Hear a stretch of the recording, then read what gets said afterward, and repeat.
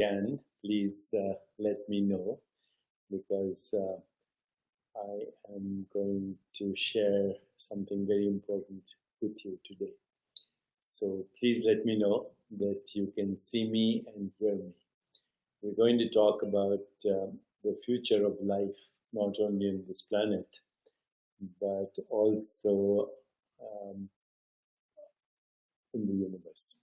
So once again, we're going to talk about the future of life, not only on this planet, but in the universe, and how we need to address this right now if we want to save life on this planet and ultimately seed universe with life as well, if we want to.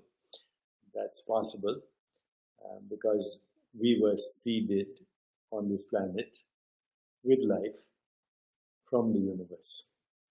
Let me explain what I mean. And thank you. I can see that you can hear me and watch me, so thank you for your feedback. Let's start with the topic now. So, all life, your life, my life, the life of an insect, the life of a plant, the life of a microbe, begins with genetic information. So genetic information is fundamentally DNA. DNA stands for deoxyribonucleic acid. These are 4 nucleotides, 4 chemical bases. In humans, we have 3 billion base pairs of these bases. Base pairs means they are strung along a double-stranded DNA, and these alphabets connect with each other ultimately to create genes. So think of the alphabet of life as ATCG, adenine, thymine, cytosine, guanine, and then stretches of this alphabet spell out words, and the words are genes, and the genes ultimately manufacture the entire biological organism, whatever it is, from a banana to a fruit fly, to a mouse, to a chimpanzee, other primates, you, me, all of life, plant life, animal life, primate life, human life, all of it begins with DNA and stretches of DNA that we call genes. So humans are created from 25,000 genes, half from your mother and half from your father. You're created by 25,000 genes, but your biological organism depends on 2 million plus extra genes, which are bacterial. And then there are fungal genes, and there are viral genes. This is the microbiome of our planet. And the microbiome of our planet includes the genetic information of all biological organisms. So once again, the microbiome. Biome refers to biology. Microbiome means the genetic information of biological forms, from viruses to fungi to bacteria to plants to animals to humans, is all genetic information. And that genetic information is the biodiversity of life on our planet, but life in turn depends on the biodiversity of the genetic information on the planet.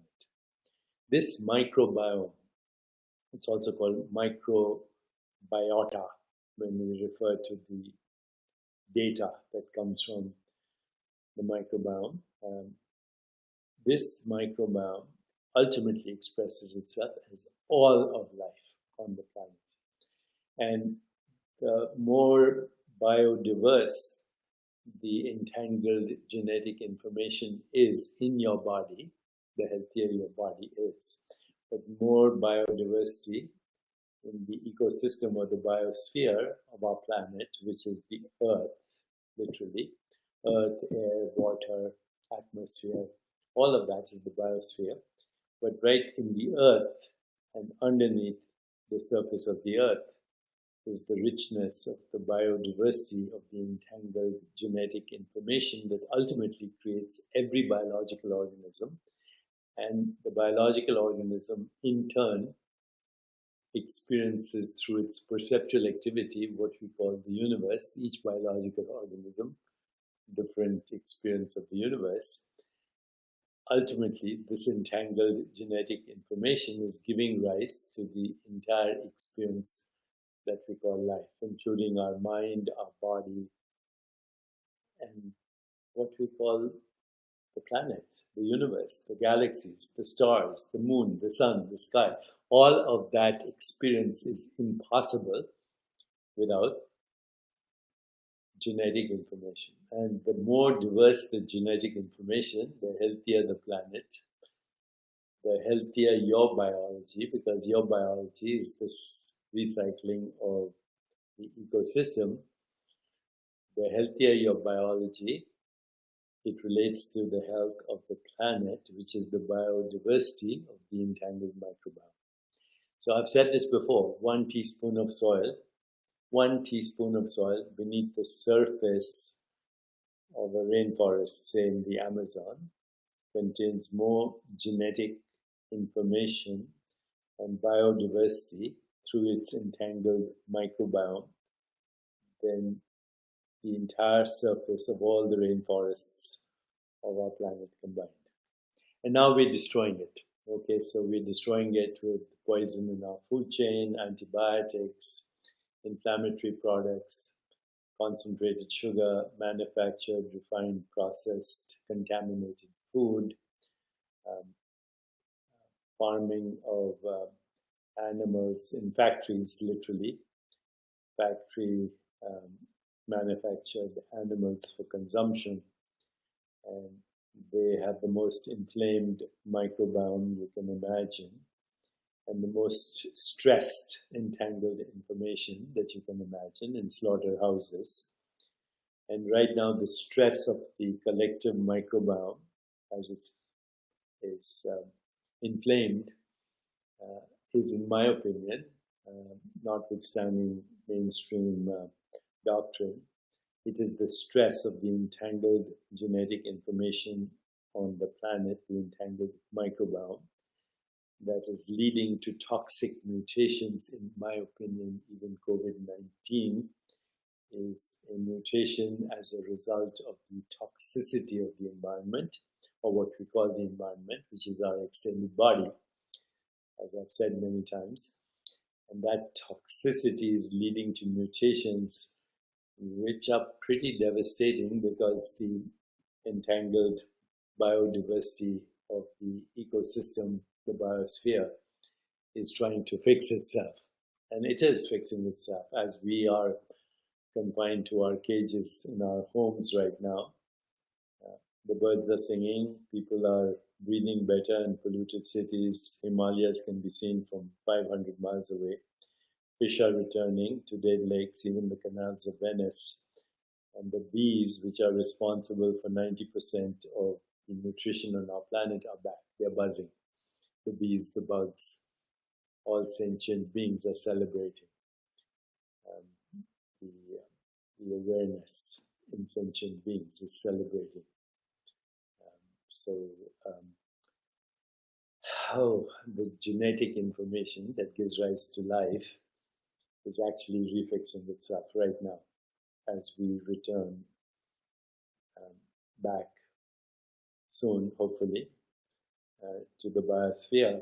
If we return with a little less hubris, a lot more humility and respect for Mother Earth that gave birth to us, then the future will be bright. But if we don't, then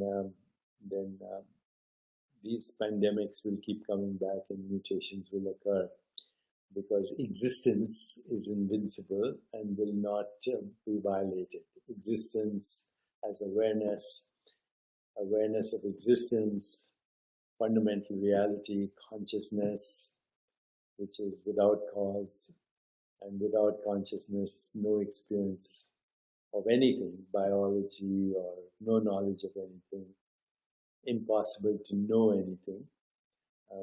If we destroy that, then we will destroy ourselves, but existence will move on. Existence will say, the human species was a very interesting experiment, but it didn't work. So existence being invincible and spontaneous and always evolving does not need humans to maintain itself or to evolve. When dinosaurs disappeared, we showed up. When we disappear, something else will show up.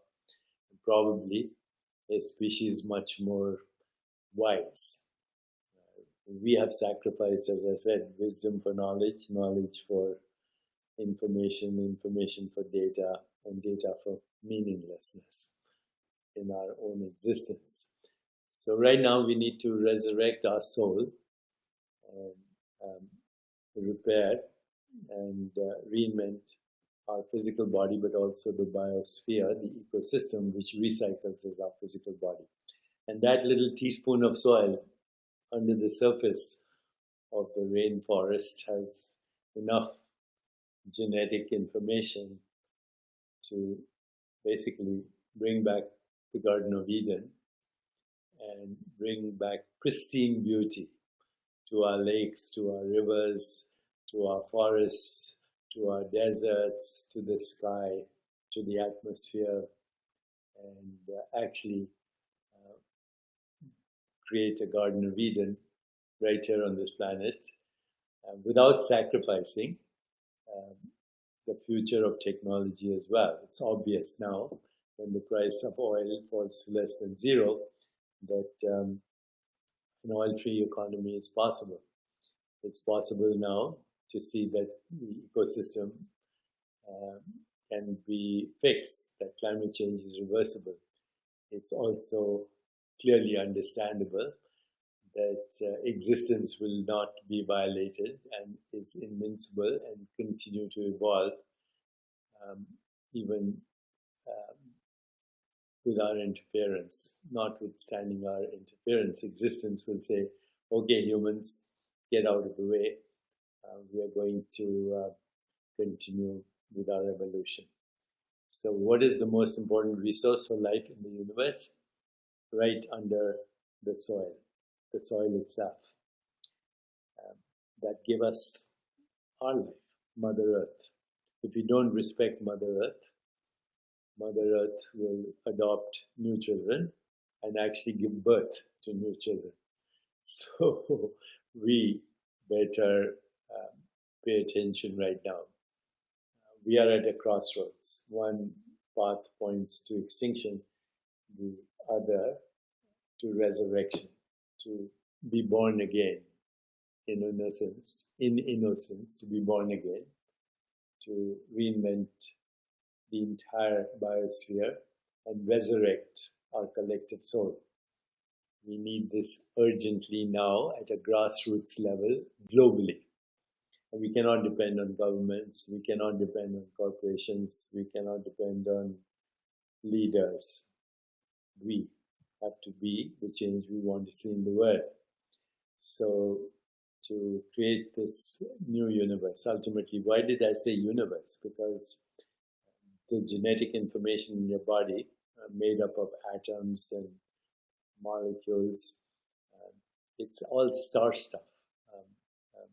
Carbon, hydrogen, oxygen, nitrogen, all the elements in your body were made in the crucible of burning stars. It's actually estimated that half the atoms in your body come from other galaxies, not even the Milky Way galaxy. There might be 2 trillion galaxies, 700 sextillion stars, uncountable planets. 50% of the atoms in your body may have come from other galaxies, pulled into our galaxy through a phenomenon called gravitational wind, and ultimately landing on planet Earth as genetic information being created and ultimately giving rise to life, and through biological organisms, which are modes of knowing, the experience of multiple universes. Therefore, that teaspoon of soil underneath the surface of all the forests is our most valuable resource. Let's not contaminate our mother's body, because if we foul her body, that which gives birth to us will also be contaminated. And that which gives birth to all of life on this planet, because Mother Earth is not only your and my mother, but she's the mother of the bugs, the bees, and all sentient beings, all beings of awareness, modifying themselves into different experiences of the universe. So if this is not clear, then we are basically screwed. Michael still says, is the planet screwed and beyond the point of return? No, the evidence shows that the planet will not be violated. It will continue despite our interference. We may disappear, but life will evolve and new species will also emerge. So with great humility, I ask all of us to have a sacred relationship with our body and keep it pure, but also a sacred relationship with our mother's body, the planet. Keep it pure so that life can continue to evolve, not only in this planet, but ultimately seed other planets through the same information. Maybe it's already happening from other domains of existence, because everybody now is suggesting that we are just one speck of dust and an infinite void, but the void is not a mere emptiness and nothingness. It's the womb of creation. The void is the womb of creation. From there comes intelligence, energy, information, and the seed of life as the entangled microbiome. Let's save ourselves. Otherwise, we're in trouble. Ramanand Dixit, Mata Bhumi. Yes, Mata Bhumi. Okay, see you soon. Take care. Save ourselves, save our mother, and allow existence to frictionlessly evolve in ever-expanding modes of diverse expressions, universe, one song, innumerable melodies, innumerable tunes, even innumerable symphonies, but one song, universe.